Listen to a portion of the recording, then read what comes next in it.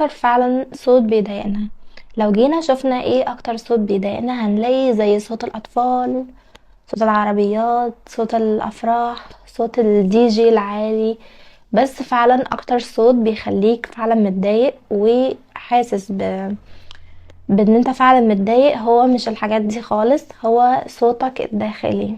صوتك الداخلي تلاقيه مرة بيقولك انت مش قادر، انت مش هتقدر، انت فاشل. تلاقيه في مرات كتير قوي بينقدك ويقولك انت ليه عملت كده، ما كانش ينفع تعمل كده، وبيهز ثقتك بنفسك كمان. وفي مرة تانية تلاقيه بيقولك مجهودك كله في الارض واللي انت عملته محدش مقدره خالص. وتكون قاعد وسطهم فجأة ويجي يقولك هم اصلا مش بيحبوك، هما بيمثلوا عليك.